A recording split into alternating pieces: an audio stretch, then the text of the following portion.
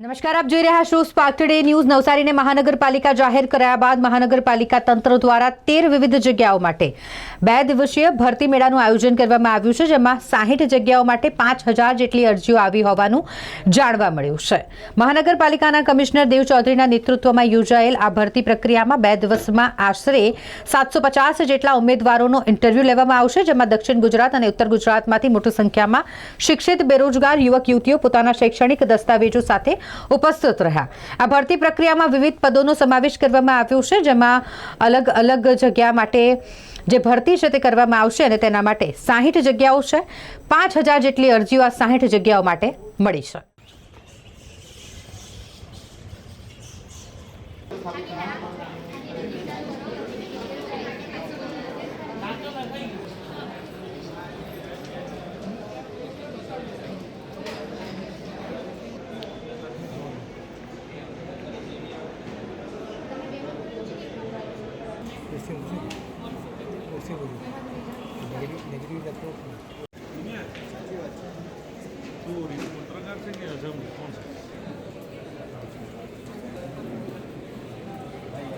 અમે અહીં નવસારી મહાનગરપાલિકામાં સિવિલ એન્જિનિયરની પોસ્ટ પર ઇન્ટરવ્યૂ આપવા માટે અહીં આવ્યા છે।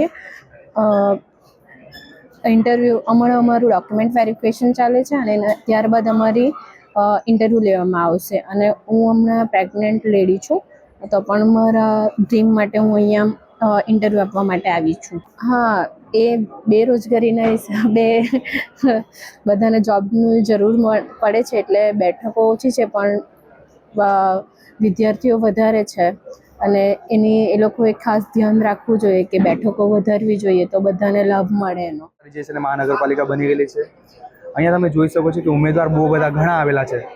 મેં જે ફિલ્ડમાં જે આપતો છે એમાં જીઆઈ એક્સપર્ટમાં 5000 ફોર્મ ભરાયેલા છે અને જગ્યા માત્ર ખાલી એક જ છે, તો બહુ ટફ છે। મારા ખ્યાલથી તો જગ્યા વધારે રાખવા જોઈતી હતી, કેમ કે એટલા બધા બેરોજગાર છે। તમે જોઈ શકો છો 5000ના ફોર્મ ભરાયેલા છે ખાલી મારા જ ફિલ્ડમાં જીઆઈ એક્સપર્ટમાં, તો મારા ખ્યાલથી તો બહુ ટફ છે।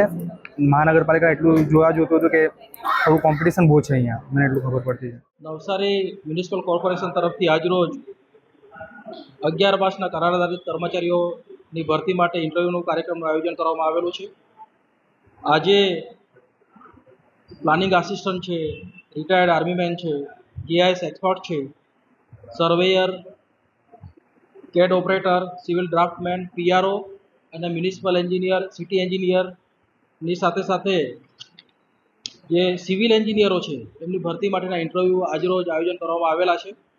અને આવનારા સમયની અંદર મેરિટ અને જે એક્સપિરિયન્સ છે એને ધ્યાનમાં રાખીને જે યોગ્યતા ધરાવતા કેન્ડિડેટનું પસંદગી કરવામાં આવશે અને જેનાથી આવનારા સમયની અંદર એનએમસી દ્વારા જે કંઈ બેઝિક સર્વિસીસ નાગરિકોને પૂરી પાડવામાં આવે છે, વિકાસના કામો જે ચાલી રહ્યા છે એની અંદર ખૂબ જ ઝડપ આવશે અને ખૂબ સારી રીતે સેવાઓ પૂરી પાડી શકાશે। જે અને આવતીકાલે એટલે રોજે લગભગ 700 થી 750 જેટલા કેન્ડિડેટ્સને ઇન્ટરવ્યૂ માટે બોલાવવામાં આવેલા છે અને તબક્કા વાઇઝ સુવ્યવસ્થિત રીતે ઇન્ટરવ્યૂ થાય તે દિશામાં કામગીરી હાથ ધરવામાં આવેલી છે। ના, જે ચોક્કસ ક્વોલિફાઈડ કેન્ડિડેટ્સ છે, જે બેરોજગાર યુવાનો છે, યુવતીઓ છે, એમને એક સારું પ્લેટફોર્મ પૂરું પાડવામાં આવશે અને જેનાથી બેરોજગાર યુવાનોને પણ સારી તક મળશે અને સાથે સાથે મહાનગરપાલિકાના જે કામો છે, વિકાસના કામો છે અને પબ્લિક ઇન્ટરેસ્ટમાં જે સેવાકીય કામગીરી કરવાની હોય છે એ કામગીરીની અંદર પણ વધારાનો મેન પાવર ઉમેરાતા ચોક્કસ પોઝિટિવ ઇફેક્ટ આવશે।